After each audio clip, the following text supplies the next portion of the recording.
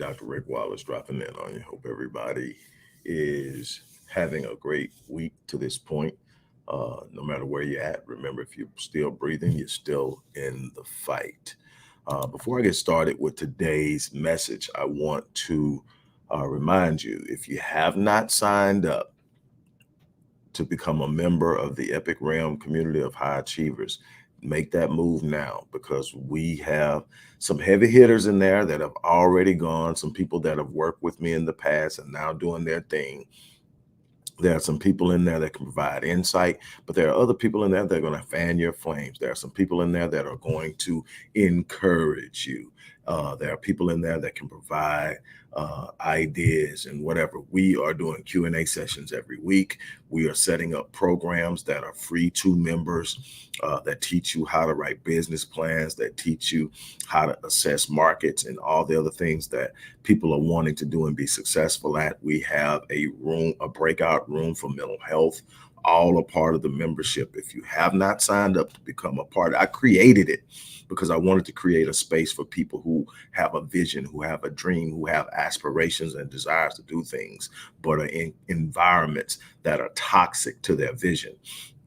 If you're looking for a safe space to expand, to grow, to scale, to become exposed to people who are doing what you want to do, then I encourage you to do that. Also, if you are a person who's looking to get started with a business, whether you want to do it as a supplemental income or you're looking to totally shift and create a new stream of income from yourself, or just a side income or multiple streams of income, um, I have a program called the 7 Day Launch.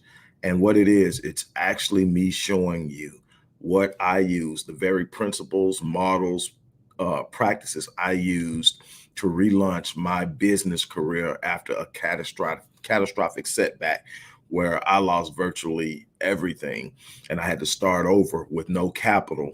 And I started by building my first online business, and from that another, and recreated and grew and got to the point where now I'm dealing with clients on multiple continents. Forget multiple uh, countries, multiple continents, and expanding and doing a major scale out now, which is very challenging, but I'm doing it using these principles. But I'm going to show you how to launch a business online in 7 days, even if you don't have a product or you don't have a service that you're uh, personally presenting. There's still ways to make legitimate money in a legitimate business.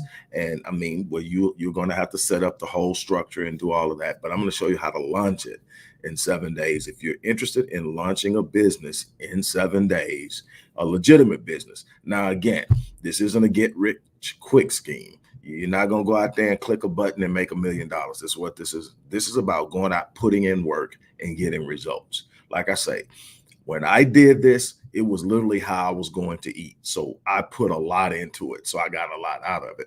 And it's the same thing. It's going to be like anything else in life, what you do. But if you're serious about it, this is a chance to do that. The link for that is also in the description box. Now, I'm not going to be long this morning because I really want to hit you with something that I want you to think about. And I want it to be compact and powerful. So I'm going to try to stay under we're 4 minutes in. I'm gonna try to stay under 15 minutes total, so another 10 minutes tops. That's the goal I'm shooting for. But if I start feeling there's something else to deliver, I'm going to move with it, and you can pick and choose what you want to watch and what you don't.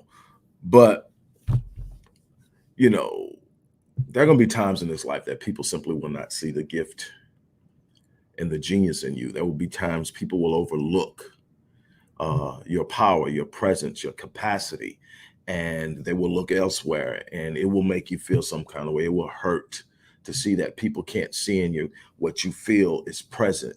You cannot allow the random opinions of other people to define who you are.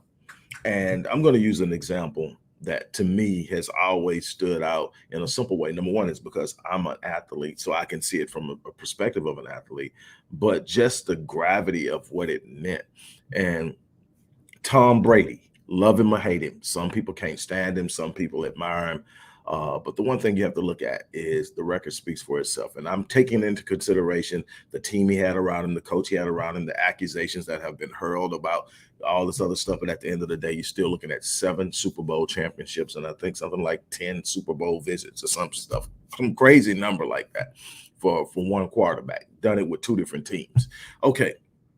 But what most people who aren't real fans of the sport don't realize is Tom Brady was literally was chosen in the 7th round of the NBA draft. And the good thing is he was chosen.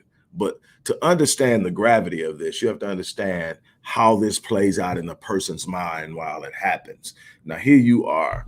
You played for a major school, especially at the time, Michigan was huge when Tom Brady played there.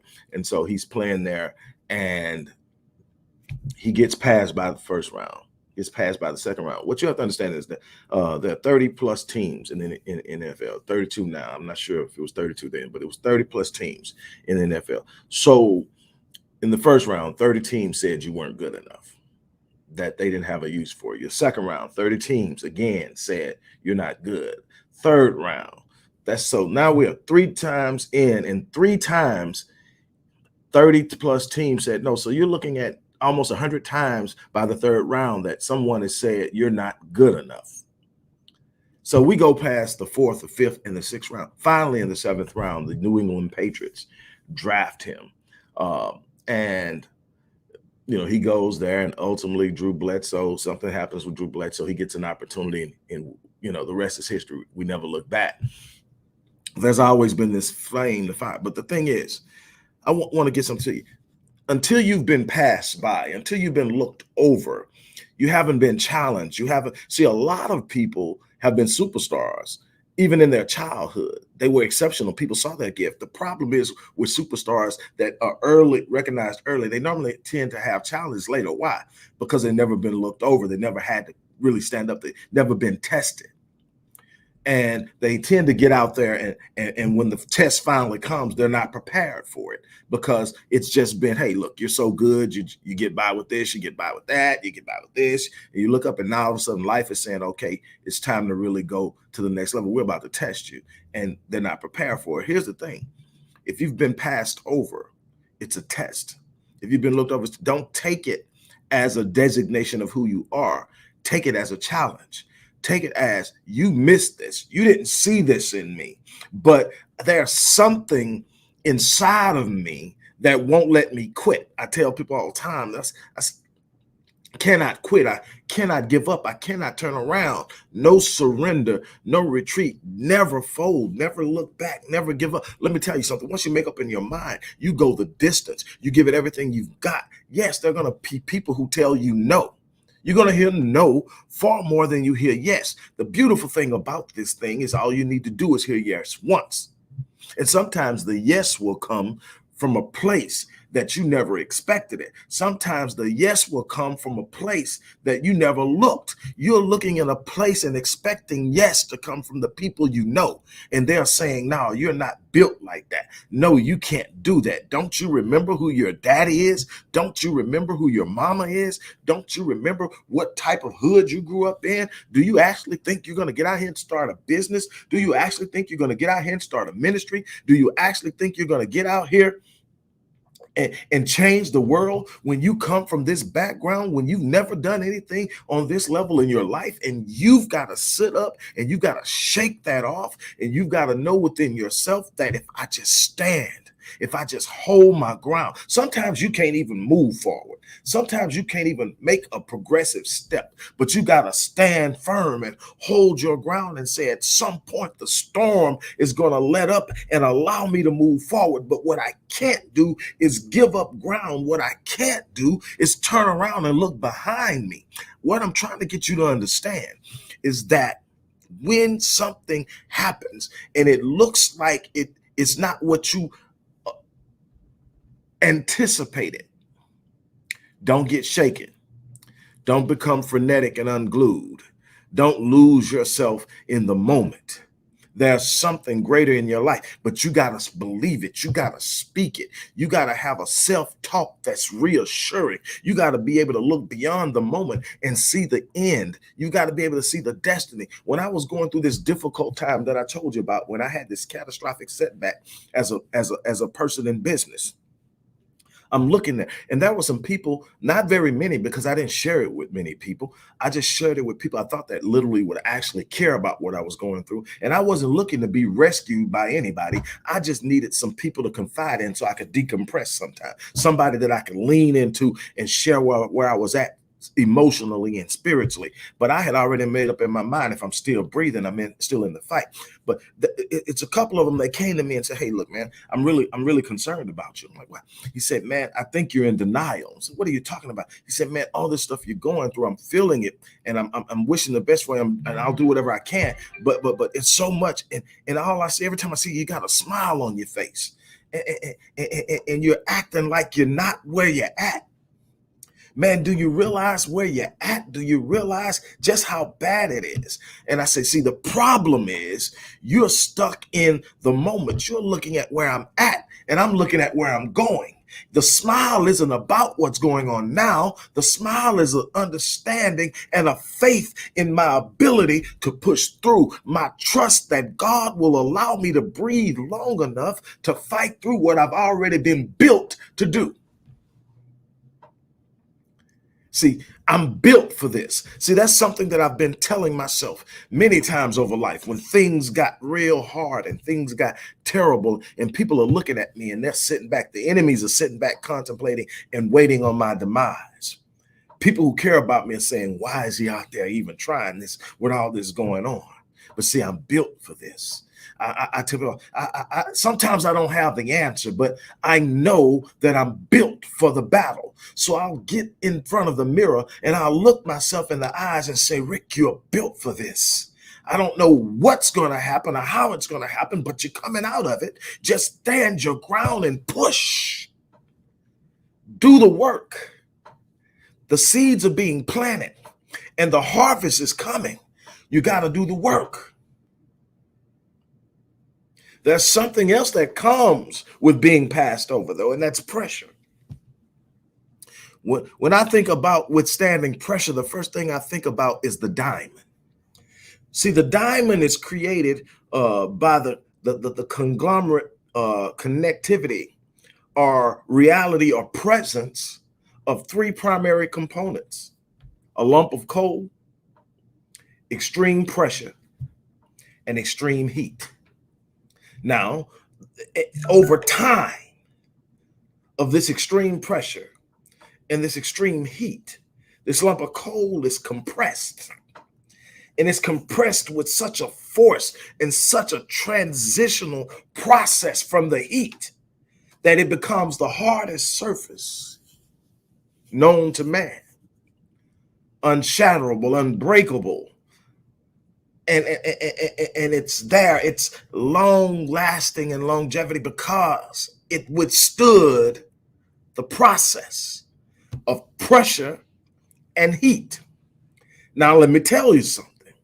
There's this thing out there because, see, we got a lot of people pretending, and you wonder why things don't end up going their way. Or, they're there, and the next minute, they folded and they've crashed. And I'm not talking about bad things happen to anybody. I'm talking about how you deal with the bad things, how you process and move in the hard and difficult and challenging moments. See, there's this thing called a cubic zirconia. It's the pretender of diamonds. If you get a good cubic zirconia, it will look like a diamond to the untrained naked eye. If you just look at it in somebody's ear and you don't have a very trained eye, you'll consider saying, "Well, I think that's a cubic zirconia." Sometimes it's a real diamond. Sometimes you say, "That's a real diamond." Sometimes it's a cubic zirconia. But here's the thing. Where do we find out that the cubic zirconia isn't an authentic diamond? When it's tested. See, it can't stand the test. See, it looks the part, but it can't stand the test.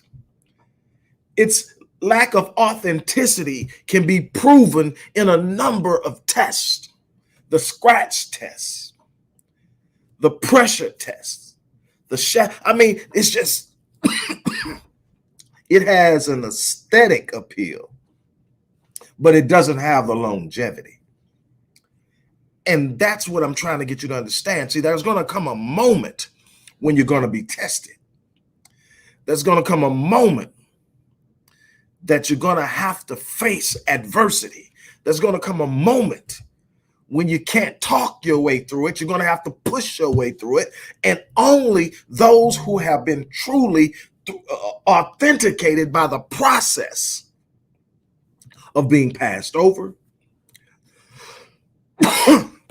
the process of being pressured, the process of enduring extreme heat, the process of being ignored, will you be able to withstand the test?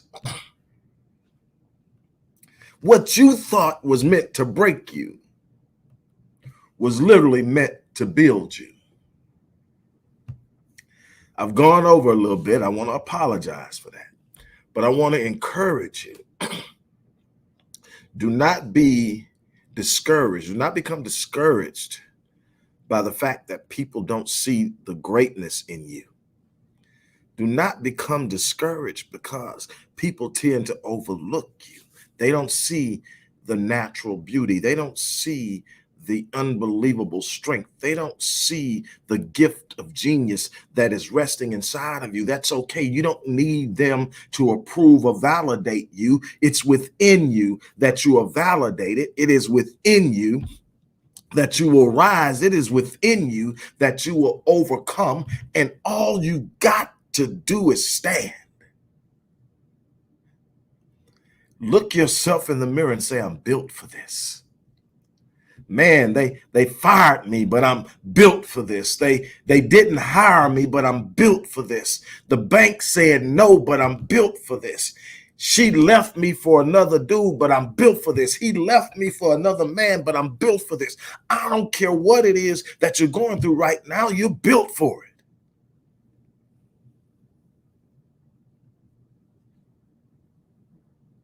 Look, life will deliver to you anything you demand of it. But life is going to submit to you. After your demand, life is going to submit a counter demand. That's what most people bought. Most people say, I want to be financially free. Well, life says you're going to have to stop spending this way, and you're going to have to start investing that way. You're going to have to take this risk. You're going to have to put yourself on the line. Somebody says, I want to be a business owner. Well, life says you're going to have to wake up at 4 o'clock in the morning because nobody's going to be there to open the business but you. That nobody's going to stay late but you. You're going to have to be the person most committed to the vision. Nobody's going to wake you up if you don't get up. Nobody's going to call you and tell you you're running late. You're going to have to put, life is telling you, I can give it to you, but you're going to have to meet the challenges and demands that I'm presenting to you. Like you tell life, I want a better marriage. Life is saying you can't hang out with your boys 6 and 7 times a week and expect to have a good marriage. Your wife and your home comes first. You're going to have to tell your boys maybe once a month. You're going to have a new approach. And life is saying, just put your challenge on the table and I'm going to tell you what you need to do in order to have it. The thing is, are you willing to do it? There's nothing out there that you could desire that you can't have legitimately and without harming other people. But you're going to have to be willing to pay the cost. You're going to have to be willing to meet the challenge. You're going to have to be willing to go through some things. The problem is we want the promise without the process. I'm trying to get you to understand that the process always precedes the promise. Look, I hope that what I shared with you was a blessing. I hope that you took what I said and that you're putting it in your spirit. I hope that you are willing to go out and invest in yourself in time, energy, effort, money, focus. You're going to have to grow intentionally. You can't get what you want being the person you are now. You don't get in life what you want. You get in life who you are. So if it's something you want, you got to ask yourself, what do I need to be in order to have it? What do I need to learn? How do I need to think? How should I be talking? All of these things are a part of it. All of these things are a part of that. So I'm challenging you. Don't let today go by without making a commitment to yourself that you're going the distance. Again, before I get off, if you haven't joined the Epic Realm community of high achievers, we're doing things over there. I'm excited about the things we're doing over there.